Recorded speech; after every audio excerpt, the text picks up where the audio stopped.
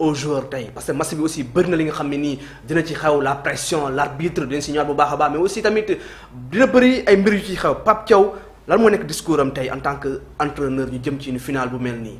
xam nga discours final lenn kese la mooy concentration. du début jusqu'à la fin. te leen loo si yokk da ngay yokk sa joueur pression il faut que ñu mettre leen à l'aise pour xam ne final fête la d'abord jouer final rek dafa neex. waxtu ma nga yow nga participer si di ko jouer. lu mu la ñu discours bi mu lay war a njëkk jox mooy ñu concentré wu te xam ne juste 90 minutes la peut-être mun na fa yem. comme mun na ko dépasser. mais considéré ko ne match bi tey mën na yem ci 90 minutes bi. li ngay wax say joueurs mooy ñu concentré wu te xam ne peuple moo leen di xaar. lépp lu ñu war a def dafa war a leer lépp lu ñu war a def dafa war a set. ñi war a gën a concentré wu nag waxuma 11 de départ ñi war a gën a concentré wu mooy ñi nga xam ne ñooy toog ci banc bi. parce que match bi parce que solution bi. mun na jóge ci ñoom. bien sûr parce que tey li nga am comme ci banc Maroc dafa am lu mel noonu ci banc am parce que Sénégal dafa amoon tendance depuis compétition bi ba mu commencé ba léegi ñu mu doon gagné ñëpp. ci banc bi la ñu jóge ji leen gagné mais tey ñooñu nga naan del ji leen gagné seen banc am woon doole comme yow sa banc nu mu amee woon doole. mais tey da nga day équipe boo xam te ne yéen ñaar 50-50 ngeen di déparé xëy na sa amaana moom ëppale na benn 10 mais 10% moom mooy population bi nga xam ne ñoo nekk si seen ginnaaw. mais bu ñu ko ñëwee si cadre sport si biir terrain bi yéen ñaar a tolloo lépp. moom maanaam tey yow ni nga mën a def ay changements si banc bi pour nga gagné leen say match ñoom noonu lañ mën a def ay changements si banc bi pour ñu mën a gagné say match. profondeur de banc bi ñuy wax.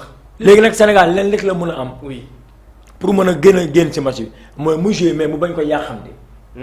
bañ a pressé. warut a mën a gaaw mais position le ballon bi ñu fexe ba récupérer ko ci Marocain parce que ñoom bu ñuy jouer équipe dañuy nag position de ballon bi yëpp ci ñoom lay nekk. moo tax mooy depuis ñaari championnat ba léegi ñu Sénégal ak Maroc kese ñooy jouer ak équipe diminuer la jouer la gagner la mais ci premier tour bi xam nga dañu wax ne Maroc mooy l'équipe le plus offensif mais lu mu dugal ci ay bii bariwul. waaw non boo maanaam boo totalisé yëpp tey ñu ñoo xaar bii Sénégal dugal. ñu ngi doon ko xaar ci côté marocain yi tey boo ko totalisé Sénégal moo ëppale bii Maroc.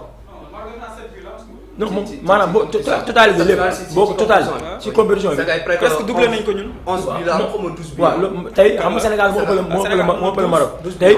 lu ñoon xaar ci Sénégal offensivement ñi doon ko xaar ci Maroc ça veut dire que ñi wax attaque Maroc bi ñoom attaque rapide la ñuy jouer mais c'est facile ñu bloquer leen ci côté boobu noonu parce que boo xoolee depuis début compétition ba léegi seen lu ñu ëpp lu ñu jouer ñu ngi leen koy jouer ci côté Brahim Diaz boo xoolee je pense que baal ma ñoom attaque placée la ñuy gën a jouer quoi. Maroc ñoom attaque placée la ñuy dañuy ñëw assiéger sa camp. di def ay di passante quoi. le Sénégal a 12 buts. waaw le Sénégal 12 buts. oui tey Nigéria moo jiitu après Sénégal. Nigéria moo jiitu après Sénégal. waaw c'est ça. tey boo xoolee maanaam tey boo ko récupéré naan tey xam nga Maroc du jouer ak Nigéria dañ ne meilleure attaque mooy jouer face à la meilleure défense. tey même chose moom ngay andiwaat. moo tax am na ay jàngat yoo xam te ne Pape Thiaw dina si jàngat boo xam ne tey pour man Maroc dafa am ñaari côté mais si ñaari côté yi benn bi dafay jouer benn bi dafay défendre ni ma la ko mën a expliquer mooy. Maroc à 9 buts oui. exactement xam nga ñoo leen ëppale. te Hakimi mooy nekk côté droit Mazraoui moo nekk côté gauche. aspect Mazraoui boobu noonu foofu si ngay empêcher d'abord pour permettre ko moom yóbbu ko si côté bi si ligne bi. ba nga xam ne moom bu récupérer ballon dafay courser pour dugg ci milieu terrain bi parce que il va jamais monter pour dem côté ci centre pour jouer avec son pied gauche.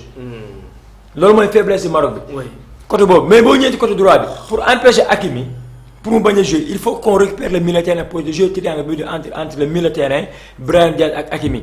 parce que les deux milieux offensifs yi nga xam ne Maroc ñoo leen teg ci kanam sont pas des milieux terrain sont des excentrés. ñoo xam ne dañ leen modifier ànd la ñuy jouer milieu terrain. ñoom seen milieu terrain bi yëpp kon donc bataille milieu terrain bi si on gagne ça peut-être Sénégal mën la génn ci match bi mais njëkkante la. ñun ak Maroc njëkkante la. boo xoolee même ñoom ba ñu joué match amical à Raja ba ñu Maroc du dóor 3-1 ñun bii penalty marqué par Ismaïla Sarr njëkkante la woon ñu ñoom parce que ñaari équipe yoo xam ne lañ tollee doole. bis bu ñuy fubal ñoom ñaar ki nga xam ne yaa ëpp li ngay def position ballon bi yaa gën a ëpp am pourcentage. pour gagner match pour gagner match. très bien très bien coach Lassi alors njëkkante la parce que tamit les armes yi nga xam ne am nañ ko pratiquement Maroc tamit am na les mêmes armes individualité aussi ñuy trouver fii ci Sénégal aussi Maroc tamit bu ñu fa demee presque moom lañ fay trouver maa ngi dégg coach Lassi mun naa 50-50 léegi Mamour réellement est-ce que nous avons les mêmes potentialités l'équipe sénégalaise ak l'équipe marocaine. Les mêmes potentialités je dirais non. non waaw équipe Sénégal bi ak équipe marocaine bi quoi qu'on puisse dire nag am na tuuti différence sur les individualités ak tamit la manière nu équipe bi di jouer parce que ñoom je pense que à part Achraf Hakimi ak Brahim Diaz amaana ñun suñu équipe ñoo leen ëppale tamit ay tour soo defee tamit un peu une comparaison si championnat yi nga xamante ne moom la suñu joueurs yi di jouer xaw na wute tuuti ñoom ak seen joueurs yi club yi nga xamante ne moom la ñuy football waaw déjà da ngay gis ne que équipe marocaine bi au niveau de leur charnière centrale sa waay sànq wax na lu am solo trop complémentarité bi nga xamante ne défense bi retrouvé na ko parce que man j'étais pas d'accord sur le premier choix de Walid Regragui c'est-à-dire Saïs à un moment donné aussi il faut que entraîneurs yi di jël seen ay responsabilités bi Saïs gaañoo premier match bi face aux Comores da nga gis mu remplacer ko par El Yamik mais gis na ne que El Yamik par moment dafay nekk un peu ci euphorie bi pour beaucoup plus d'assurance dafa dem jël Adam Massina défenseur gauche la mooy premier poste am après sax dañ ko reconvertir muy jouer comme défenseur central ci équipe bi di Torino léegi aussi ce qu'il faut savoir mooy Adam Massina en général su fekkee dafay jouer comme défenseur central daf koy jouer dans un schéma à 3 derrière et Torino ñoom loolu la ñuy football su ma juumul seen charnière à 3 bi par moment Coco la Maripane ak ki nga xamante ne moom mooy Adam Massina léegi nag yàgg naa di wax fii nekk am naa ñaari coach ci plateau bi amaana su ma juumee dinañ ma rectifier mais axe boo xamante ne ñaari gauche la pour mu am équilibre dafay xaw a jafe. Espagne essayé woon nañ ko ak Pau Torres ak Aymeric Laporte mais da ngay gis ne que sur les relances dañ doon jël un peu de temps parce que le défenseur gaucher qui se retrouve du côté droite il faut mu ñëwaat tout le temps sur son pied gauche pour def les relances. Et loolu day permettre à l'attaquant de faire le premier pressing et loolu mun na perturber la construction donc de l'équipe adverse et tey ñun dañu am un élément très important sur le premier pressing parce que ce qu'il faut savoir pressing bi suñ ko waxee rek amaana suñu xel day dem sur la récupération sur les milieux récupérateurs déedéet la défense commence sur le premier pressing bi nga xamante ne attaquant bi daf koy exercer et loolu Sénégal dañ ci am une valeur ajoutée muy Nicolas Jackson parce que tey jii nag moom il est capable de te faire des courses tac dem xaw a fatt fële mais nag day nekk ay courses yoo xamante ne l'attaquant ne doit pas dépenser trop d'énergie et je pense que Nicolas Jackson daf koy def avec beaucoup plus d'intelligence moo tax sooy gis Unai Emery à l'époque que Nicolas Jackson jouait au niveau du championnat espagnol ci équipe bi di Villarreal vraiment c'était une valeur ajoutée ci bépp équipe boo xamante ne Nicolas daf koy football et là je suis dans une analyse purement tactique beneen mbir bi tamit mooy dama koy waxaat sur le côté gauche sur la défense marocaine daana jël nañu benn but mais équipe marocaine bi en face suñu amee des attaquants qui ont un centre de gravité très bas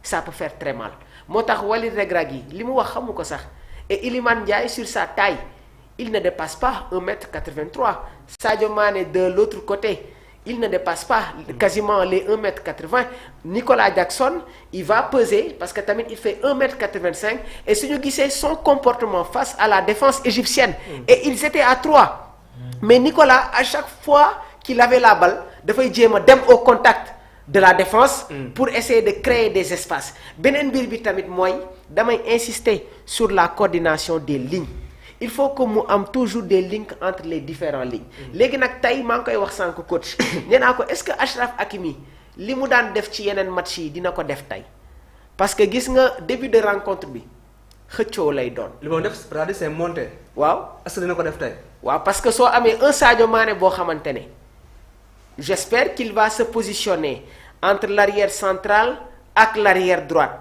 et loolu à chaque fois su ko defee plus l'apport de Nicolas Jackson. La défense marocaine dafay am ay incertitudes yoo xamante ne dafay nekk ci ñoom. parce que man gëw ma ne di nga am un joueur comme Sadio Mané am Nicolas Jackson qui va sûrement permuter parce qu'il y aura des jeux de triangle. sur le côté de Achraf Hakimi. et surtout l'apport de El Hadji Malick Diouf moo tax ma ne la début de rencontre bi xëccoo la. mais lépp waaw ñëw fa ñu des fi. dégg naa Kosu Lassi ak Kosu Bokane yëpp ne nañu match bi xëccoo la. waaw c'est-à-dire ñaari équipe yëpp sont des équipes joueuses dañuy football ñoom ñaar ñëpp duñu taxaw donc xëccoo bi.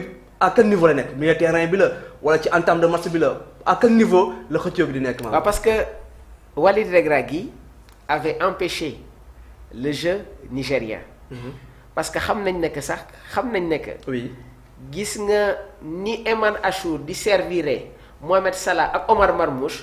Ademola Lookman fait la même chose envers Victor Osimhen ak Akor Adams. léegi nag dans ce genre de situation là Walid moom itamit deful woon un marquage individuel. mais dañu doon escalier Ademola Lookman moo tax Lookman à chaque fois qu'il avait la balle da ngay gis ne que 3 joueurs dañuy former un bloc autour de lui et à la fin da ngay gis ne que day am quelques manques de solution. et loolu ça fait la différence mais nag tey.